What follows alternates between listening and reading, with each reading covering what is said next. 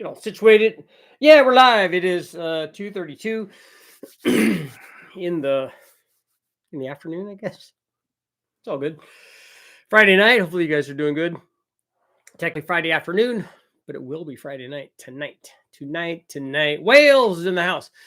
Hopefully everybody's doing well. Again, my heart goes out to all the people in Southern California. I keep checking on some people down there. The fires, it's just a terrible thing. And for all the people that are making negative comments, you guys are worthless. You guys are just taking up space. But for all the people that are genuine human beings, and if there are bad things happen anywhere in the world, we should try to help. We should try to do the right thing. You shouldn't be making negative comments because you're just a piece of garbage.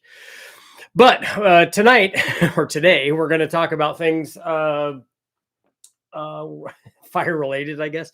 I want to talk about a test that I want to do, and I want to see what you guys think about in terms of what you think that the outcome will be. So we talk about one of the things that people talk about a lot, and particularly if we're talking about like composite intake manifolds or aluminum intake manifolds, we talk about heat soak.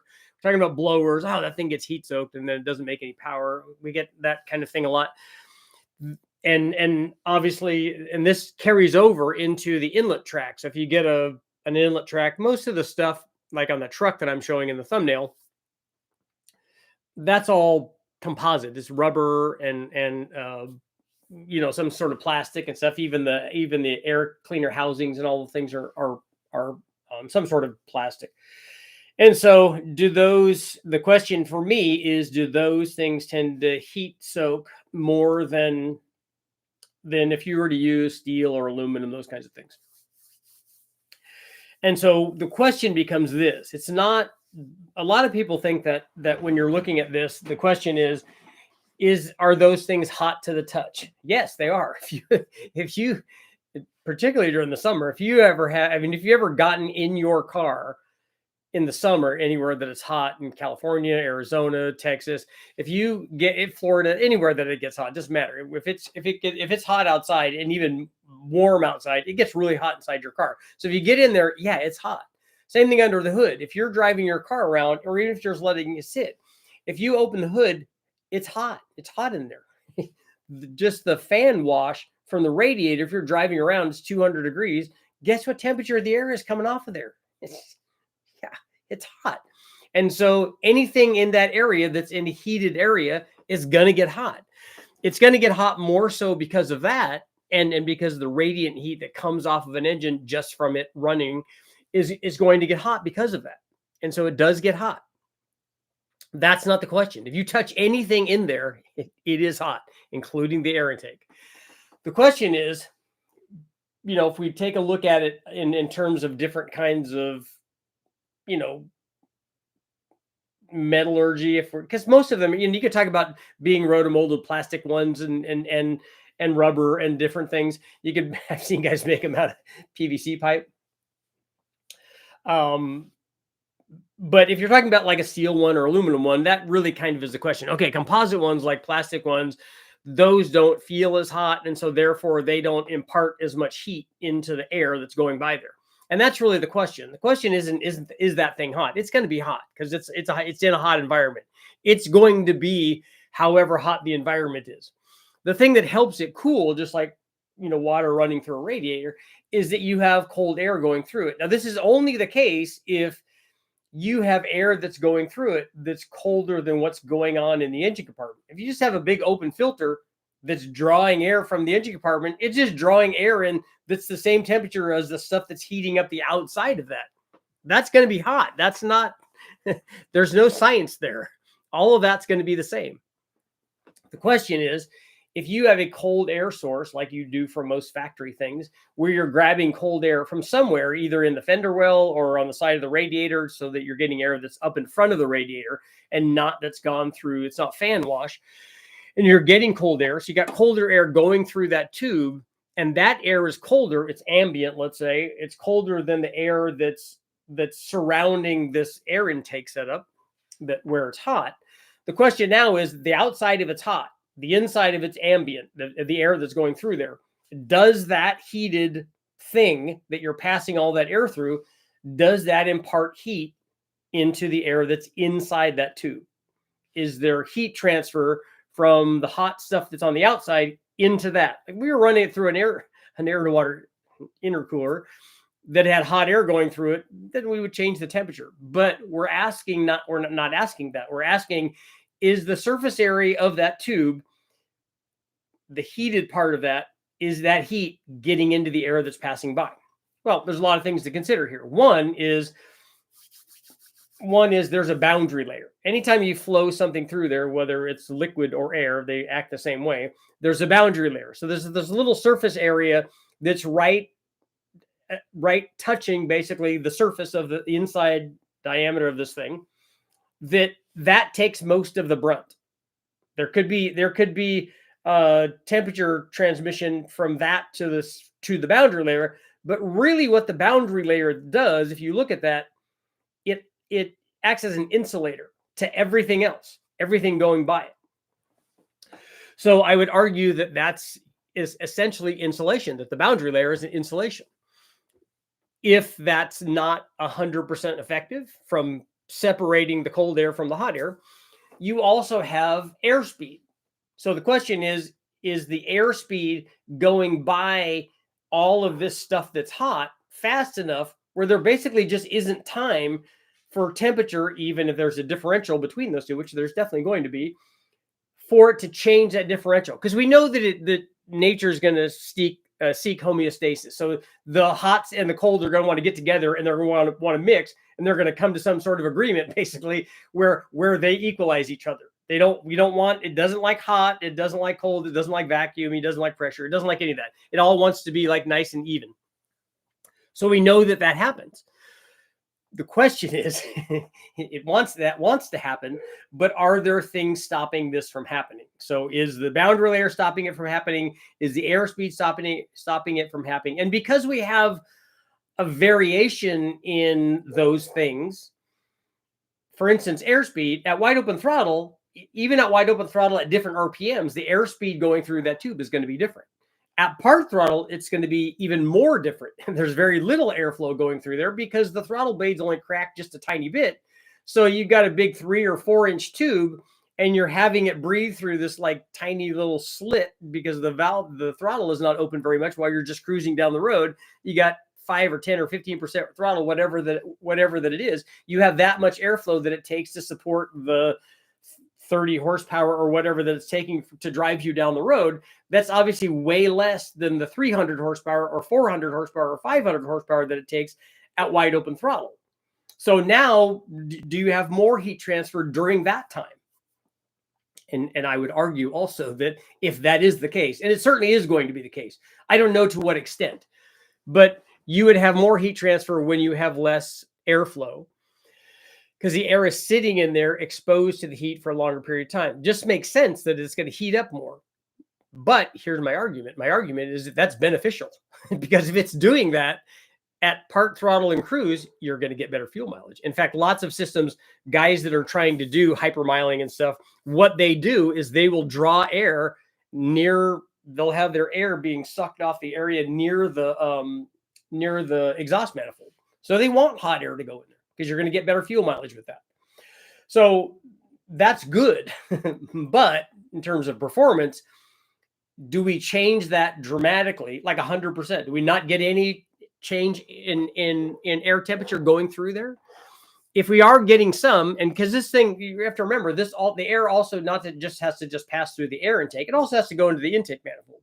So when the intake manifold is getting heated up, not just by ambient air, although that is definitely happening, the air temperature basically that's in this heated engine compartment, because it's not a friendly environment. A person's not going to last very long in there, so it's not a good environment. But you're asking the motor to do all that and all these little plastic bits and everything. So you're asking the motor to do that. The other thing that happens is the intake manifold is directly attached to, in the case of our LS motors, aluminum heads, which tend to they're a very good heat sink. They transmit heat very well. So they're going to want to impart their heat into a composite manifold or aluminum manifold, and it's going to want to transfer that heat. So it's getting even more from the intake manifold, but it's in the intake manifold even less time than this really long tube. If you have a 6 or 2 or 4 or 10-inch runner length, the air passes through there, and it's smaller, so the air passes through each one of those very, very fast, as compared to all the air passing through this big 4-inch thing. So again, I would argue that there's more temperature possibility for temperature change going through this big tube than there is going through the smaller runners. But remember, our boundary layer, you have a much smaller tube, and so you could get more going into more of the of the air that's passing through the tube, because it's less protected basically. See what I mean? There's a lot to consider here. Does it work? So here's the test that I want to do. I'm going to put an engine on the dyno. We're going to run it. We'll run it with an air intake tube, and it'll obviously be drawing ambient air, because we have ambient air coming into the dyno cell, because we're drawing air with the big suction fan. We're drawing air from outside the engine compartment, our dyno cell essentially. We're drawing ambient air outside the building and drawing it in, and then it's going into the motor. But if I then I'm going to take, this will be really cool. I know if I say this that other people are going to just try to steal the idea. But what I'm going to do is I'm going to take 4 propane torches, and I have a rig that I've configured, and I'm going to aim all the torches, and I'm going to see if I can get the tube, like I'm going to get either a steel or aluminum air intake tube, probably aluminum, and then get it really, really hot. It'd be awesome if it's glowing red hot, which is certainly possible. But it might not be possible given the amount of airflow that's in the dyno cell. But if we can get that thing really hot and then draw air past that, what's going to happen? I mean, we have a fairly localized thing. The other thing, I could just put a whole bunch of them to heat the tube up a lot. We could heat the whole tube up and see what happens. That would be possible. We could put them, in length. I could put 4 of them and put them in 8 different spots and get the tube really, really hot and see what happens. Because I think that might be a better thing. But as far as the internet goes, just having all of these things aimed at this tube and having it glowing red hot and telling people the heat soak is a myth, people are going to lose their mind. But it would be, it will be a good video. So let me know what you guys think, if that's a good test, or what the problems are with that test.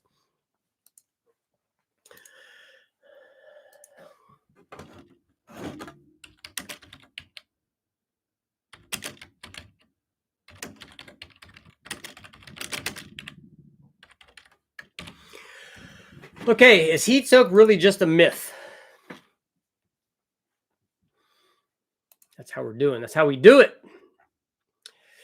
Wales is in the house. What's going on, Neil? Paul. Oh, not Paul. Is it Raul? Jet Black. Terry. Turbo Centra. Nice. Mavericks here in the house. Why would someone make a negative comment about fire? Oh, they do. They're because they're wanting to say that they're different and these people are different, and I don't like different people, and so therefore I must say bad things about them. What's up, Eric? You're from Vacaville? Cool. Hello, gents. Australia. We like Australia. Australia, also a place where they have to worry about wildfires. Here in Texas, I had gotten into my mom's minivan. It read 114 degrees when it was 95 outside. Yeah, we've seen stuff that's even way hotter than that. And I've raced in cars, in road race cars, and it's not uncommon for temperatures of those to be 150 or 160. It's just ridiculous. It's really hard on drivers. That's why they have now. I mean, I've had them for a while. I'd say they have now, but they've had them for quite a while. But they have cool suits where you run ice water in your little kind of cooler, and you circulate that through all the tubing that's in your cool suit, and it circulates that, so it keeps your body temperature cool and stuff. And they even have them for your helmet and stuff, because that's a good regulator of the heat, and it's bad. And it's not unusual for temperatures. Like if you see where it's 95 or 100 outside and you measure the temperature inside, it could be way more even than 114. Did we mention North Carolina? I didn't. North Carolina's in the house. Carbon fiber for the win. Yep. What's up, everyone? Anyone ever ordered cars from Copart? You're ordering a car from them? At full throttle, the air moves so quick it can't be heated up much. I've bought about 40. You bought cars from Copart? You bought 40 cars? Man, baller status. Moving air in restriction builds heat. Good luck buying from there. Got some bargains, but also a couple worse than listed. Hey, no.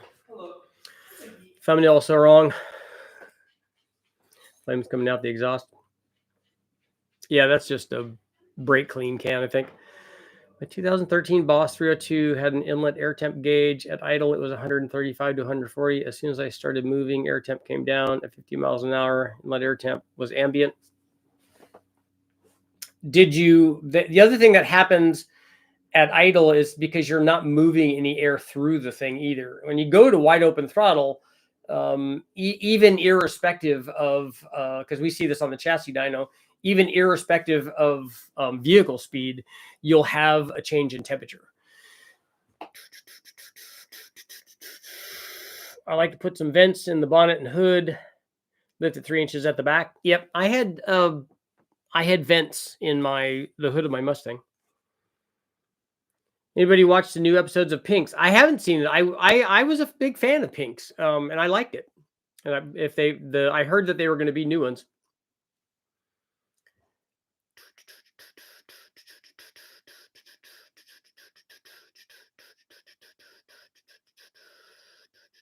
Are you planning on having fuel in the tube? No, we're not running fuel in the inlet tube. Not on a naturally aspirated motor anyways. They're good. At least the first ones were. Those guys' behavior is hilarious, but the car is on the line, so I understand. Yeah, I like seeing the guys race. A lot of the nonsense, though, is silly. Intercoolers can definitely heat soak. Aluminum has low thermal mass. Need something else for testing. Why would we need something other than aluminum intake when that's probably the most common thing? Richard, do you ever stop at Button Willow to buy fuel? I was there today. Unleaded 101 is $9 a gallon. I've never seen anything like that. Are they doing that because there's a fuel shortage right now? We don't have fuel prices like that, and I've never had fuel there. I usually stop at the one that's next in that. We stop at the Love's Truck Stop. That's the least expensive one, but I've never seen anything or even heard of anything like that.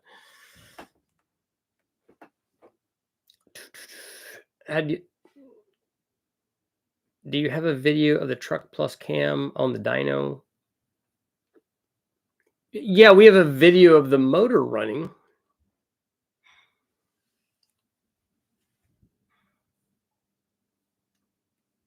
No shortage of people. Yeah, no, there's not. Podunk, North Carolina. Where's that? Good afternoon, Richard. Northern Canada, our Canadian brethren. We've got snow. I know my buddy Jimmy from, well, he's now from RichardHolderPerformance.com, but in Georgia, he has snow where he's at. Vegetable rights and peace. Quote Neil from Young Ones University. It's not a myth thing. It's a does it matter in my tow rig thing. Snow here in Podunk as well. North Carolina. Chris, what's up, Richard? I've been watching your videos for a couple years, but this is the first time I've seen one of them live. Thanks for everything. Oh, now that people are here, I forgot to mention tomorrow night, Saturday night, Chad Reynolds is going to be joining me. I'm going to be doing an interview on the live feed with the StreamYard stuff that we did. So he and I will be able to talk about lots of stuff. I'll be able to introduce Chad to you guys if you don't know him. We'll go through a little bit of history. We'll be able to talk. We're going to talk I want to talk some drag racing stuff. And then we'll talk a little bit about the fun that we had with Steve Brule on the Wheel of Death show that we did together. Really, I don't have to do anything. I just have to ask Chad one question, and then the rest of the hour could be about Chad explaining that. And so it's really good. Chad's a great guy, and he's a good friend, and he's a character, so it'll be awesome. So make sure to join us tomorrow night. It's going to be at 6, though. We're starting an hour earlier. I just ordered one of your Truck Plus cams. Can't wait to put it in an L33. That'll be a good one.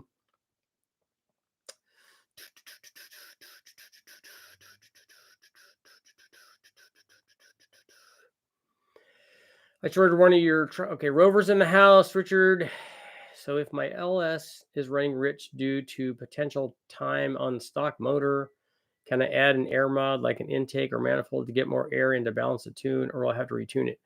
I don't. Are you talking about that it's running rich at wide open throttle? Because it's not going to run rich under closed loop. It's going to self adjust for that. And then those long term fuel trims should affect what's going on. Why is it running rich? Is it not tuned properly? Like, did you put a camshaft in it and then didn't tune it? It doesn't run rich like because of time. It either ran rich to begin with because the tune that tune is not really going to change. 65. What were you throwing out there, Steeda? What was the Steeda thing? 65, 60. Oh, there we go. Oh, your boss 302. Okay. I get you.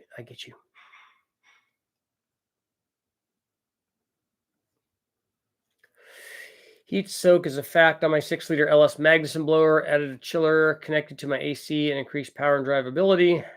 Gasoline can cause icing on the intake. That's why we have carb heat on small planes. New episodes of Pinks. Yeah, Pinks they've reintroduced it. They're refilming stuff or have already done filming on it. You could do this test on a chassis dyno, plumb the air conditioning into the intake to see if it changes the horsepower. I don't know what you mean by plumb the air conditioning into the intake. I can tell you that the air conditioning, like cold air going, doesn't flow enough air to support the motor. So if that's what you're talking about, that's not going to work. If you want to use the AC cooling to cool the charge air, like as it would be intercooling, but it'd be before the compressed air stuff. That's done already. There's a setup that already does that, and then I think that the Demon used the AC system maybe to cool the water. If I know that right. Fuel oil shortage in Russia. Yeah.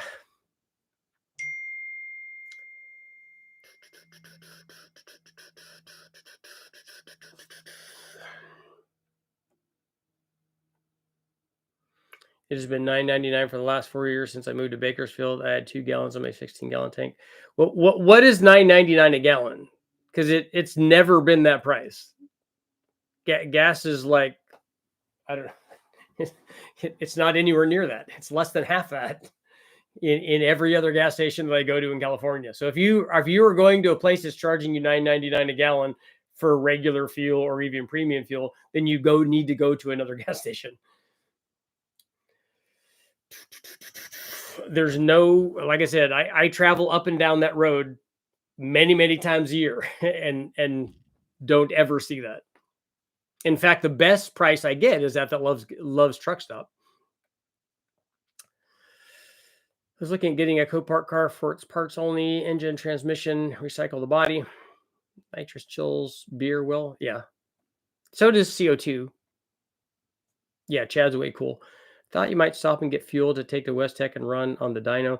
No, not there. We just drive right around the corner and get it from the gas station that's local. And again, that's it's inexpensive there. Not anywhere near what you're saying.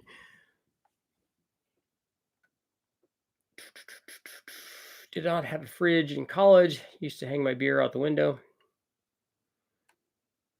If traveling in the opposite direction, each of us at near light speed, your LS would suffer relative time dilation. Problem with this format is we only get a certain amount of characters to discuss anything, not enough for conversation. If you're running rich and haven't tried, might want to run a hotter spark plug. If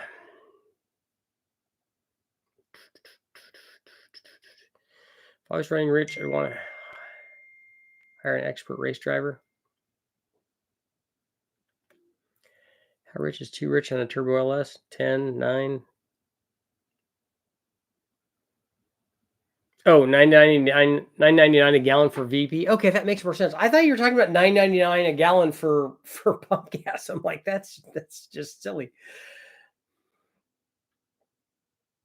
The Demon uses a chiller. Car's AC is used to cool intercooler fluid. That's what I thought. I thought it was a a thing to cool the fluid that they're actually using for the cooling, that they're using for the intercooler.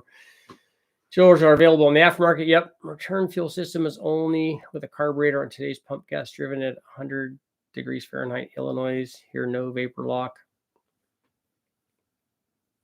Return fuel system is only with a carburetor? Are you saying that that's the only way to go on a carburetor? That don't deadhead it? I would agree with that. It's not the only. I mean, they have return style fuel systems on EFI too, but Richard needs a new pair of shoes. I really do. Doesn't one of the new Corvettes uses AC to cool the intercooler core? I know. Does anybody know if the twin turbo Corvette does that? Do modern engines generally last longer than engines from 40 or 50 years ago? Yes, they do. If you look at, I was having this discussion with somebody that was telling me how much better small block Chevys are, and I'm like, yeah, well, show me a small block Chevy from back in the day that runs 300,000 or 400,000 miles. And if you take it apart and you look, because I've done that a lot, and if you take and look at a small block Chevy block, the metallurgy on the block, the block wears out. And so with the piston going up and down millions of times and the ring tension on it, it just wears the block. And so they have a big ridge at the top because that part didn't wear because the ring is never there. And so you can't get the piston out. And you have to have a ridge reamer to cut that out. And that's a thing, but it's not on an LS and it's not on a Ford either. At least it's not on a small block Ford. Those blocks, maybe higher nickel content or something, didn't seem to suffer that same problem because they didn't wear out nearly as much. I've taken apart lots of 5-liter stuff that lasts a long time, but the LS definitely lasts a long time. Yeah. $9.99 for pump 93 would be bad. Yeah, it would be people taking advantage of a situation, which I hope that they're not doing. We do discuss deep matters. Yeah, it'll be mostly Chad and I probably talking about stuff. Does return or returns build up more heat in the fuel? Well, a non-return system probably in between the pump and the thing will build up more heat probably. But even a return style system, depending on how much you're returning, is still going to elevate because you get elevated temperature just from heat. You also get elevated temperature, like we were talking about, with a very bad environment for almost everything, the engine compartment. If that's 150 or 200 degrees under the hood, you're going to put temperature in the fuel. And even if it comes up there into the lines and into the rail and stuff, because you're going to get heat soak, and returns it, that there's going to be temperature in the fuel. They also have 91 VP gas and leaded 110. Oh, cool. No, we don't. I don't normally run lots of, and Westech has VP there.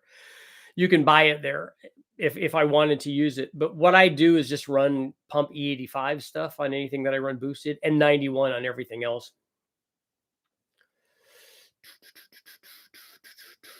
When you're running the AC pump, liquid cooler, air to water, intercooler, do you have to shut the AC off or does it run under heavy throttle? Sounds parasitic. It is. And that's the other trade-off is in a system, there's no free lunch. In a system where you're using the AC to do this cooling setup, which by the way, it won't keep up with like a constant demand. So if you run wide open throttle for a period of time, that setup won't keep working. It doesn't have enough capacity to do that. It's good for a run. And then to recover, like if you're coming back down the return road for a drag strip thing, then it does that. But you can't run the Silver State with something like that. It doesn't work. So that's something to think about. Most of us are not under the throttle that long anyway. Certainly most guys that are just driving those on the street. Show me a stock small block Chevy that makes over 1.4 horsepower per cubic inch.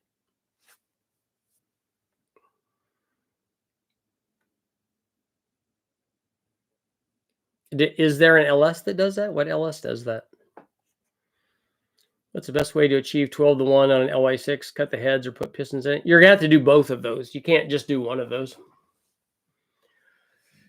Looks like I can get a Chevy Express van that has a 6-liter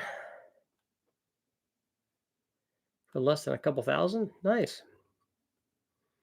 TPI 85 to 96 had great wear. Just the odd cam blank issues. Did that block, did they change that block then compared to the earlier ones? We got 4 years of lower gas prices.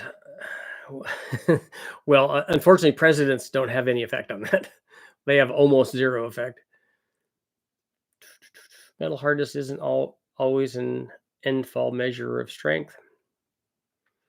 Love to build a V8 Sanrail front engine. Ooh, a front engine one? My grandpa built a few, used 455 Ols, big blocks in Chevy 327.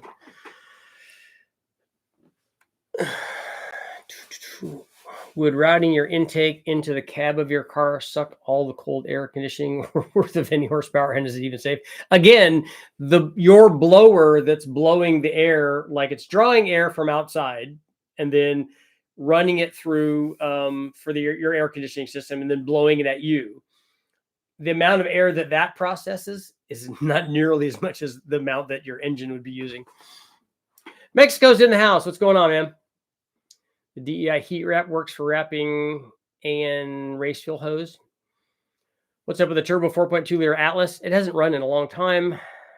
5 liter Ford is harder. I believe the Mexican 302 has less nickel and it's more crack resistant, but can wear like the small block. Yeah, the Mexico block is an early 302.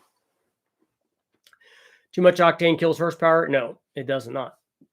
Octane can have almost no effect on power. Octane doesn't do that. Octane and burn rate are not the same thing. They won't allow you to run AC at the track. You'll get kicked out for dripping. Yeah, they don't. You don't want liquid on the ground. That's for sure. There were many aftermarket L98 small block Chevys that went up to 490 horsepower, but they were turbos by Callaway. Chevy's worried about EPA clamp down from 85. Yeah, there's no factory Callaway that ever made that power. They made 100 less than that. What kind of mileage you get out of your truck? Mine gets 19 on the freeway, but it has a bunch of timing retard in it right now because it has a error code on it because of the knock sensors. I have Superchips 87 octane file in my 03 and average 15. Considering HP tuners and trying to get some efficiency back, a bad idea. No, it would be better. I run mine on 87. But I also run mine on 87 and don't race it around. Like I'm not going to full throttle. And particularly when I'm cruising down the freeway, I'm just cruising down the freeway at like a steady state 70 miles an hour. And the fuel mileage that it gets there at part throttle, you can run on 87. But you'd want it to run on 87 with more timing, though. You don't want it to have a tune in it that only allows it to run, let's say it wants to run at 40 degrees of timing under part throttle. If you have 87 in it and it only runs at 35 degrees of timing, the mileage will suffer. Gas prices likely are not significant. Rover 3.9 with a 14 ECU heat soak is a big problem. Get vapor lock in the fuel rail. Yeah, vapor lock's not good. We ran a cooler on our truck. It was a carbureted one, but we put like basically a heat exchanger up front, kind of like an oil cooler, and we ran the fuel through that, and also isolated or insulated the fuel line in the engine compartment because it was down, it was on the frame rail, but that's still exhaust adjacent, let's say. And so we did all that so that we didn't get vapor lock in that big truck in Max.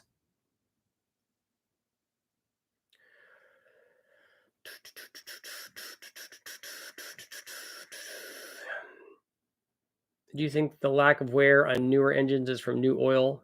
I don't think it's from oil. I think it's from making the engines differently. The carbureted stuff could be an issue.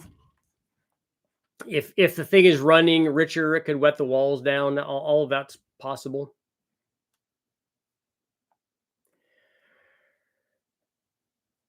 They took some metal out of the connecting rods and some of the 305 blocks, but generally the 350 blocks stayed the same.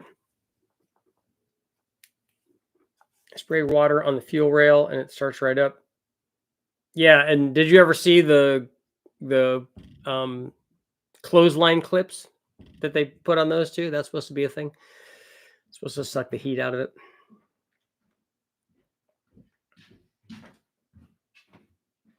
Got 27 in my 2002 Sonoma with a 2.0 up and back from Maine. I did it in style. Good. Can you give me an injector recommendation for 5.3 VSR 7875, possible with the potential to support an S475? Yeah, Chris, we have injectors on the at the store that will do that. We have 1,000 cc injectors, which would be fine for that. That's richardholdnerperformance.com. Go there and tell Jimmy I said hi, and you can get the injectors that fit in a truck fuel rail and manifold. Chillers come with a track mode switch that bypasses the cabin condenser, preventing the drip. That's smart.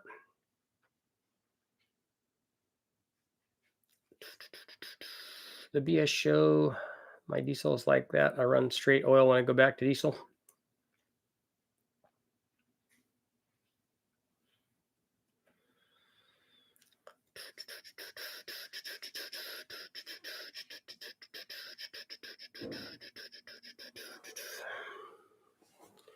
Did you do a cool can test? I did a test on the engine dyno where we did more than a cool can. It kind of was that. I mean, I had a cooler, and then I ran the fuel through an oil cooler, and then soaked the oil cooler in ice water, so we could get the temperature down. And we did drop the temperature of the fuel. It just didn't seem to have really a big effect, and maybe we didn't change it enough. We probably should have heated it up really hot, like got it over 100 degrees, and then cooled it off to as cold as we could get it.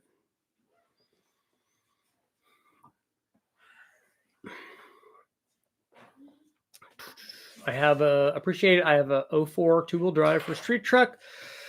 Z71, that's what mine is. Mine's a four-wheel drive. If I can get 17 to 18 over time, I'll make the purchase of the HP tuners. There you go.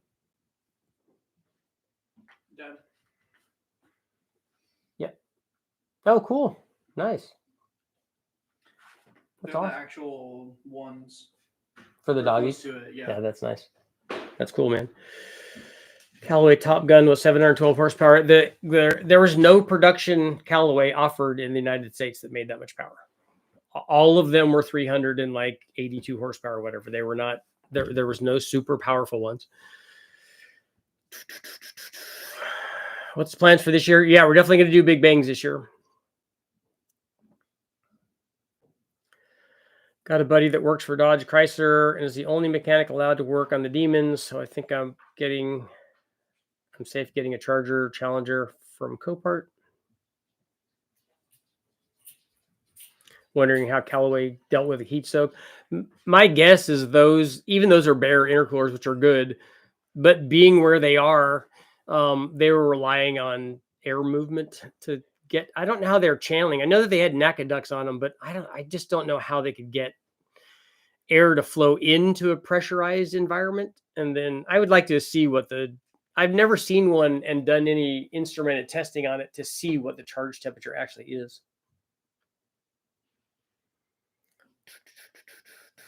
Big Bang at LV3. I don't think I'm going to do that. Brian had a couple of those. They had problems with them on the dyno, but I don't have one of those and wouldn't run it as a DI motor, I don't think.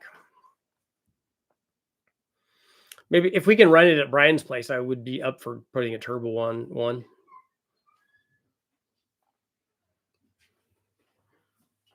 I'm thinking of making a dual layer fuel rail and fill the middle with argon. That's interesting. What's your website? My 98 Sierra that I did an eBay turbo on needs injectors. Thinking about 10 PSI. That'll be good. It's richardholdnerperformance.com. So just my name, performance.com, Richard Holdner Performance. Here, I will write it down so everybody can see it.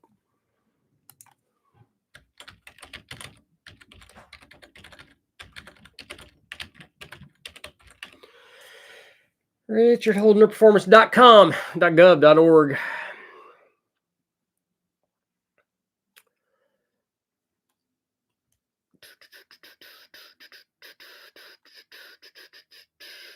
Max Effort Turbo LV3. I think that the problem with those, just like everything else, is getting enough fuel to it on a DI motor. Hellcat Big Bang, Coyote Big Bang, and LT Big Bang. No, no, and probably no. There'd be way more things that I would want to do as opposed to doing a coyote. A coyote might be interesting though. They that probably would make a lot of power. And quite honestly, I probably don't have to change anything on it. I mean, I have to put ring gap in it, but it's got enough cylinder head. I don't have to have the heads ported. You probably could put cams in it. Chevy guy, we have 80s and 1000s basically. And I would just go oversized on the injector because you're gonna have to have it tuned anyways.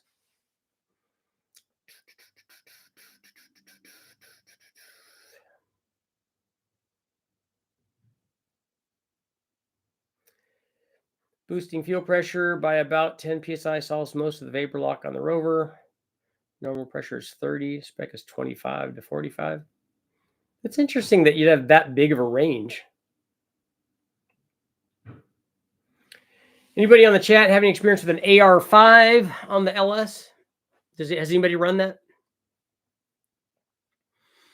When are the compressed air supercharger guys going to test with you? We talked about it years ago after he did the test with Jeff. 22R Big Bang. Just running a 22R would kind of be cool. Any stores that sell draw-through turbos? Yeah, I don't know about the seals on those. We're going to run one anyways. I'm definitely going to do a draw-through. 4G63. Yep. Oh, those are all good engines. We have enough big bangs to do already with the ones that I need to do before we need to add more to the list.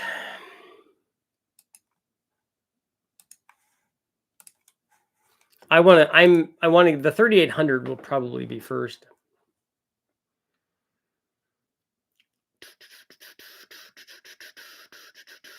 I have a Garrett draw through. I'll sell you. Winston has one. What do you have on the list? I have all of the ones that I have wanted to do a big bang on. A big block still, the 3800. I need to do, I guess, a 5-liter Ford and a 4.6 2-valve Ford, and the K24 is still waiting. The 3800. 3800 is definitely. We have enough turbo to do that. I probably will just do a single with that one. How much horsepower gain would need to do a 5-liter? I get from 1 point of compression in an LY6. I'm not sure I understand the confusion there on a 5-liter and the 6-liter thing. I don't know what you're asking with that, but every 1 point in compression is about 3 to 4% in power.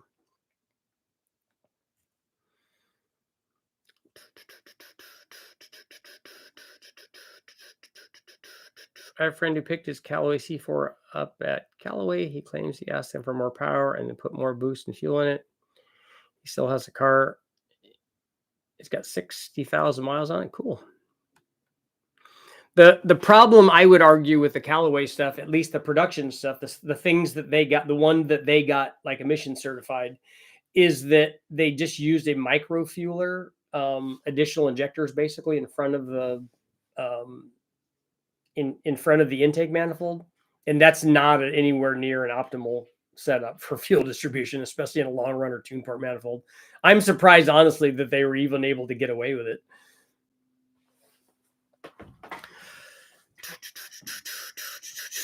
Yep, spoon engines.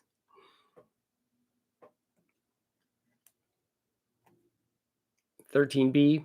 I would like to run a rotary. I don't care if it's a 12A or a 13B. You've done many GM 4-cylinders, not on the engine dyno.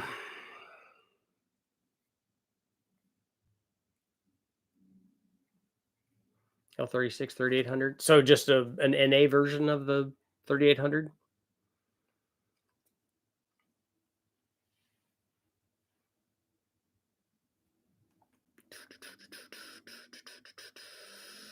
Yeah, Dean. Nobody's saying that you can't make power. You could make that kind of power with a 350-inch motor. You can make it NA. I mean, if you just are modifying it and making a cup motor, then yeah, you could do that. Same thing with a Callaway. But again, but not a production motor. And his question was about production motors. If I see 52 pounds for trucks with mini Delphi adapters instead of 8, are you asking that that's what you should get? If you're doing a turbo thing, I would get bigger injectors.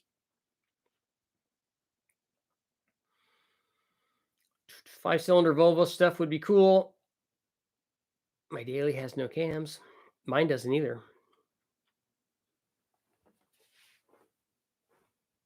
Whenever you mention Callaway, everybody brings up, but the sledgehammer. Yeah, that's an aftermarket car build. It might as well be a top fuel dragster. It's very cool, and I love it. And there's everything great about it, but we're confusing one thing for the other thing. One of those is the thing, and one of those is not the thing. Because then we could just talk about, is it McDonald's Firebird that went 300? Stock-bodied Firebird? Does that mean all Firebirds were 300 miles an hour? No, it doesn't mean that. 12A, 13B comparison would be cool. I agree. I think that would be awesome to run both of those and just see what the torque difference is. Because one of them's a big block, right? Those injector connection with thousands max out an S475 on E85. I think with I think with the thousands, you'd be right at the limit of all of those things. 3.9 Magnum versus the 3800 Chevy.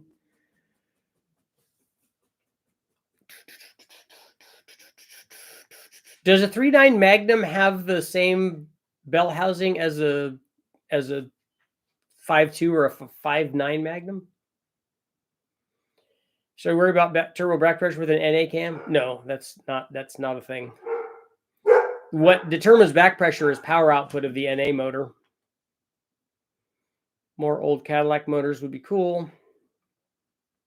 J-Series Hondas. Yeah, we could do more J-Series stuff with Jimmy's NSX. We got a lot of that stuff.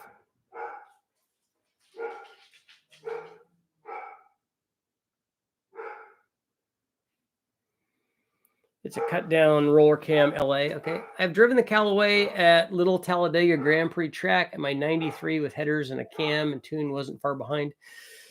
Yeah, they were cool and big. Definitely big torque. But I think that they did hurt a few of those when they were doing top speed testing with them, and it doesn't surprise me.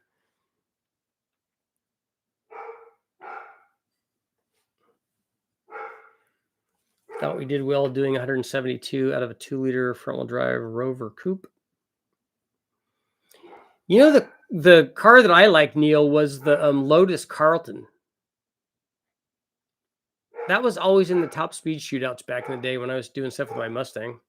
You can get an NA 3800 everywhere. Adding a turbo to it would be interesting. Guys used to argue that even though the NA made more power boosted, it was somewhat weaker. Well, I don't think that they made the structure different. I mean, I think that they did make the structure differently for the NA motor versus the boosted motor. And you would think that they should, that the piston would be stronger and the rod would be stronger and all that. But, you know, the motor that makes more power NA, which would be the NA one, would make more power at any given boost level. I'll wear my wrong cam shirt. Most stolen car along with the Ford Cosworth. What's that? The Lotus Carlton is? Or the other, or your Rover coupe? 12A, 13B, or Renesis? Yeah, I don't think I'm going to find a Renesis in the junkyard. Although I haven't seen a 12A or a 13B in the wrecking yard either. Have you ever noticed in your travels that all public urinals and toilets flush capacity coincides with popular GM displacements? I have not noticed that. Oh, the Carlton. Yeah, I like that was like a twin turbo version of that, right? Holden IRS axle, Holden 6-speed trans, long stroke Opel twin cam turbo 3.6. The Vauxhall Lotus Carlton was great, especially at 186 miles an hour. I need to look at because I think that they used that in that road and track top speed shootout that they did, but I didn't think it went that fast. I thought that this one went 178 or 79 or something. Do you sell map sensors I'll need? No, I don't have a map sensor. I don't know what you're using. What ECU are you using? Woody's, I'm a long way from the fires. I'm in Northern California. All that's in Southern California.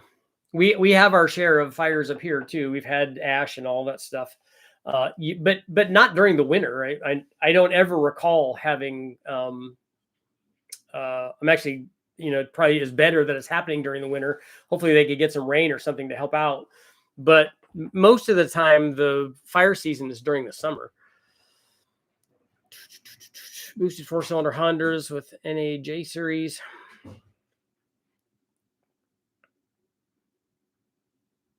It didn't go that fast in the test. Yeah. My LT1 had more flexible power band, especially with the cam. He had traction issues and then ran out of RPM. Yeah, it did make sense. You could have one that's more suited for a track.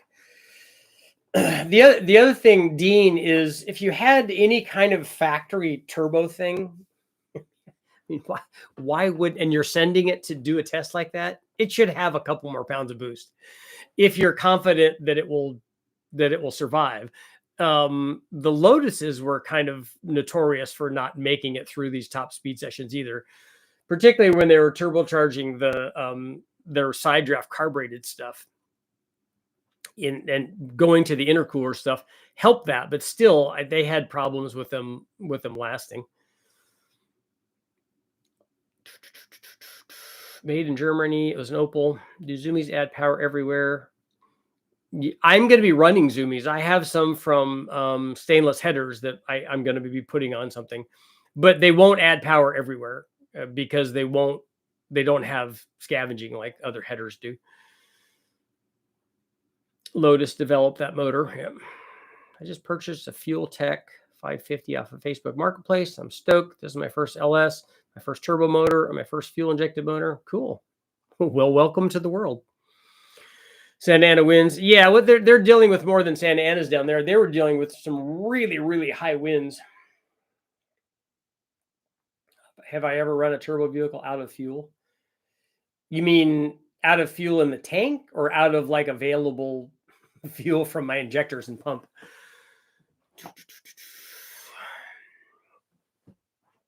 Yeah, your Woodies, you're right. I mean, it is apocalyptic. Just take the turbo hardware on the SRT4, attach it to the 3.9 Magnum, and take that from the junkyard. We just need to take two of them then, because the SRT4 is a 4-cylinder. An Iron Duke Big Bang. would like to run an Iron Duke. I think that would be cool. But it would definitely have to get boost. Like if I had that, or I had the North Star, they would just get boost. I wouldn't do anything to them. I'd put big enough injectors in it and run boost and just kind of see what happened. I wouldn't care about ring gap. I wouldn't do any of that. I wouldn't care if it broke because, it's just neat enough the way that it is. The injection and turbo kit, the Dynan say we wouldn't run the injection on like factory injection on anything. We'd just run a fast or something.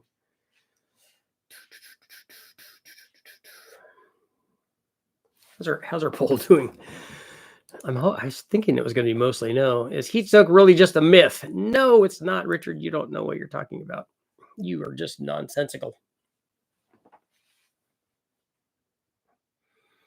Yeah, Chad will be good. And then on Tuesday, we're going to have Brian Tooley from Brian Tooley Racing. And we're going to talk about the in-cylinder pressure sensor data that he has. So that'll be awesome. I just lost my evaporated can strap. Can I just straight line to my gas tank 5.3? Did you lose the hose or something? What happened exactly there, Eric?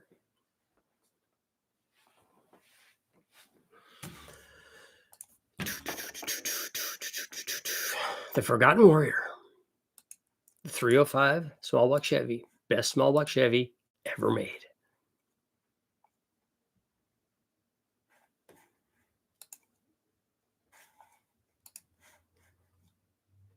It's been windy here all week. Many people in the area have been without power for 2 or 3 days. Tuesday power might be back on. We haven't had that problem here. We did have winds here. It was knocking stuff down, trees and things, but not like what they're getting. I mean, you can have a big fire like that, and you have wind so fast that it just like, you can't even keep up with it.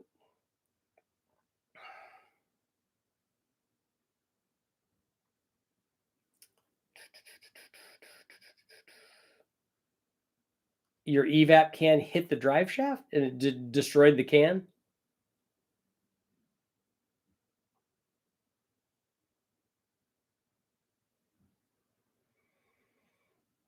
I don't think it's going to be a problem. Just connect the hoses. I don't think does anybody know? Does that canister have any sort of check valves or anything in it that I would know about? I thought that they were just filtering it. We got 2 more minutes. It's Friday night, right? I got like date night money from super chats. Crack it and rub the line. Yeah. At what intervals do you change your oil? I try to do mine at 3,000, but sometimes it coincides with when I go down to West Tech. And most of my driving, like 90% of it, is just steady state freeway driving. So, I don't do a lot of in-town driving. I think I would argue that freeway driving is easier on it. The 4+3 and the 700R4 are both not good on track. They break, yeah. Evap can always be removed from everything that we've done. 1984 to 89 BMW M6 635. I like those. And the 88 M5 is a fabulous turbo candidate. Beautiful power curve. Dynon turbo is smooth. Yeah, there were some not Dynon stuff, but what's the other one that was doing turbo stuff back then? Who's the other BMW tuner that's in Europe? It's not a US based one. Come on, Dean's got to know.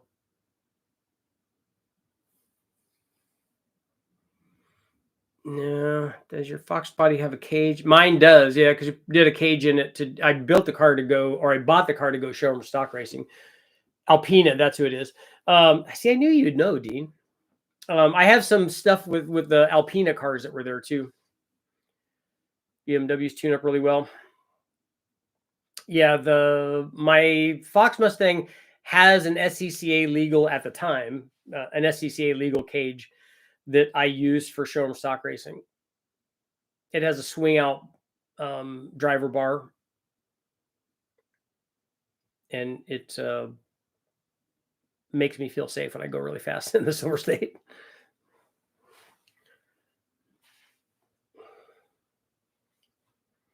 Was it required for the Silver State? Yes, you can't go out there with a car that's that fast and not have a cage. They have safety rules and it's very important. You shouldn't be able to go take and they've already shown that people are not capable of doing what the cars are capable of doing.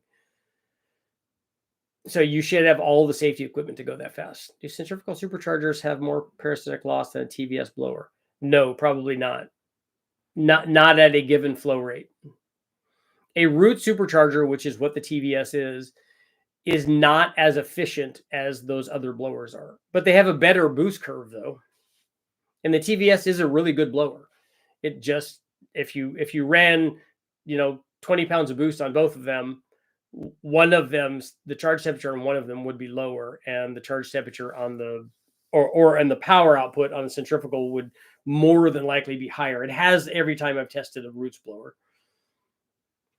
Particularly if you're talking about very high pressure ratios. If you're talking about high boost levels, the roots blowers are not as good. Guys used to install Muncie 4-speed when the 4+3 went out. I liked your video on cams, really helpful. Looking at a stage 2 sloppy cam, just want a little bit more power. I mostly run 1500 to 2000 RPM. Yeah, 1500 to 2000 RPM is not where I would have a sloppy cam. I would have a stock one. Swing out driver bar, don't drink and drive. That's right. Look up Raylan Cosworth Crash for the worth of a cage. Oh no, having run at Bonneville many, many times and run the Silver State and done road racing and all that. So I'm one, like I said, the cage that's in the Honda, I ran in that and wouldn't do that again. If he asked me to drive that car again, I would want more cage put in. It's way more important than not, especially in the case of a Bonneville car, because you don't care how much it weighs. It doesn't make any difference. In fact, more weight oftentimes is better. Not a big deal, not as big a deal on a front wheel drive car, but I'd rather have the cage structure.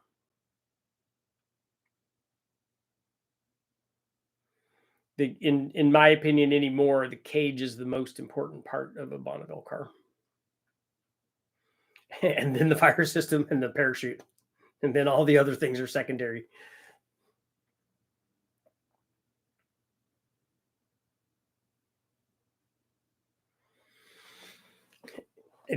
When you have a car that's 10 years old or 20 years old, and then you see all the new stuff, you're like, oh yeah, that's how a cage really should be. Yeah, Jesse, that was sad. But I think that thing had a real serious cage in it. They were just going really, really fast. An injector seat. Yeah, I don't think I'm going to be tossed out at 200 or 300 miles an hour. I have to get a fuel pump. My truck is lifted, got big tires, and struggling to get up and go. So you think that you need more fuel? We have fuel pumps available for sale. We have the Hellcat Plus pumps, which are really good. I've never heard of the Silver State before. Hearing about it from you, seems like it's like Pikes Peak level wild. Yeah, not that. I mean, it's more just speed. Like Pikes Peak is way more driving. Because you can always slow down in the turns at the Silver State and then just go fast on the straightaway sections, which there's lots of them.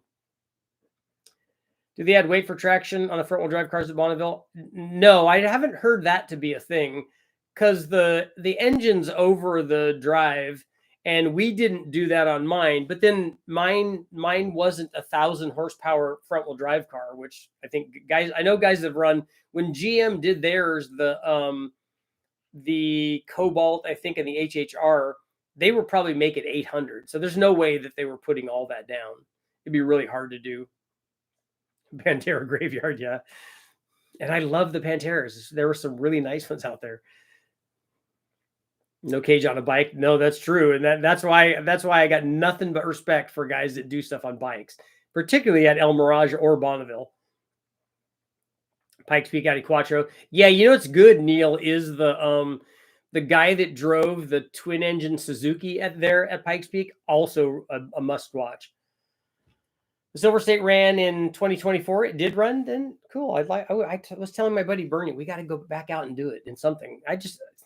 The Isle of Man, yeah, that's nuts. Monster Tajimi, that's it. Yeah. I love the crazy stuff that they run at Pikes Peak also.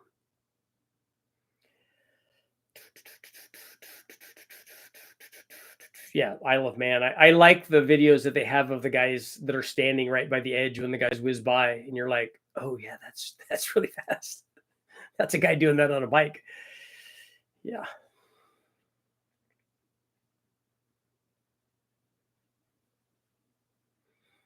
That's crazy. I like watching the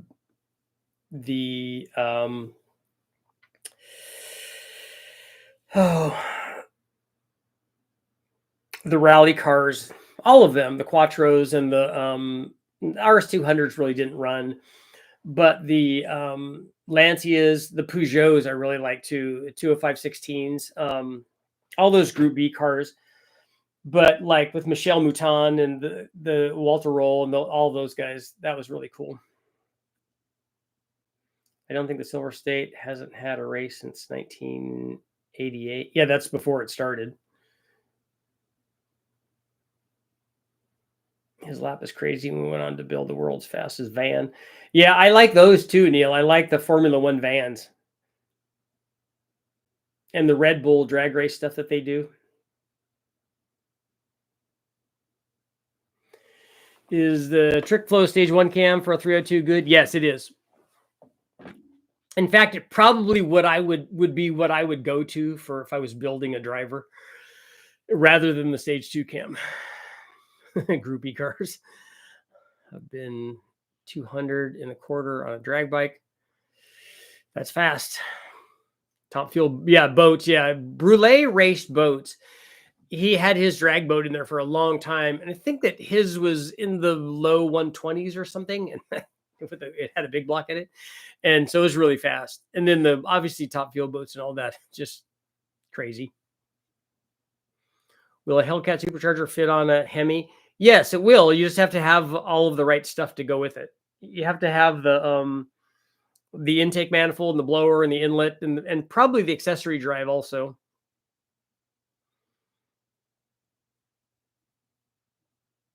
But it shouldn't, I don't think that that should care what motor it's on. I don't know if the intake manifold bolt holes line up and stuff on the later Hellcat compared to the heads that are on the 05.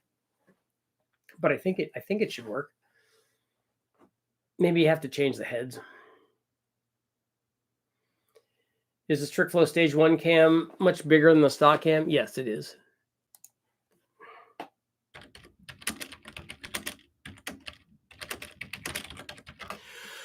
Let's look up the specs, shall we? Trick flow, the track flows. TFS stage 1 cam from Trey Performance. See, shout out to the Trey guys.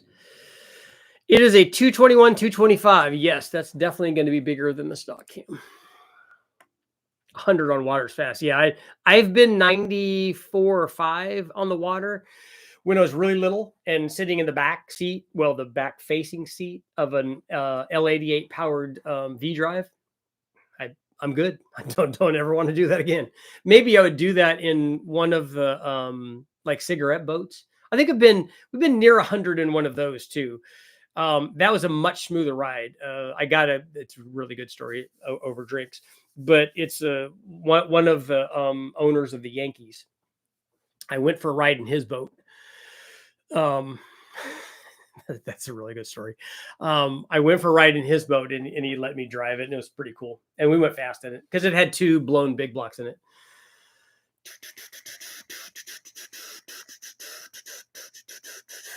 I've never seen an in-depth video on hot and cold turbo piping, including how the turbo mounts to the flange and how the BOV plus wastegate, they have odd clamps and it's not clear. Really? You've never seen videos on turbos where they mount the turbos? You need to look at my stuff where we made the Y pipe for the front, and then I made it into a V band, and then use V band to T3, T4, or T6 adapters to mount the turbo.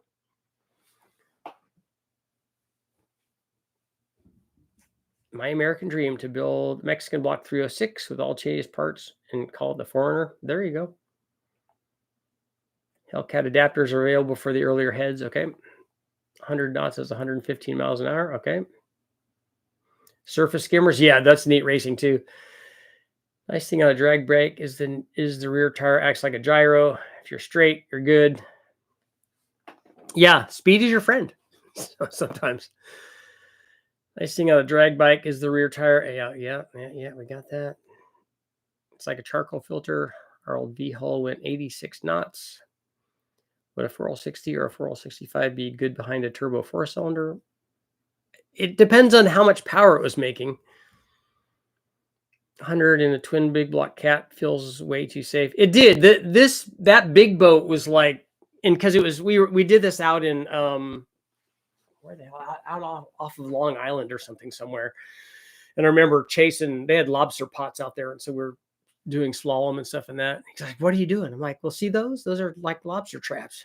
He's like, "How do you know that?" I said, "Well, I know that we don't want to hit them with your boat, so we got to zigzag." Water hurts when you're being towed on planks of wood and fall over. Yeah, that's not good. Yeah, when you do, like, I had a boat and we would take the kids and they were on inner tubes and stuff, and we'd do the whips and stuff. So you do the high speed whoops and they'd go over the wakes and stuff. That's all fun stuff. Is surface skimmers those little riverboat things that go around the crazy river courses? 100 knots. It's like 1,000,000 miles an hour. It is. It sure feels like it when you're like about this far off of the surface of the water. That's not good. But guess what? That means it's time to go. Thank you guys all for showing up. And I don't know if I'll be on tonight because, I've got date night. But I will see you guys all later. Sometime later.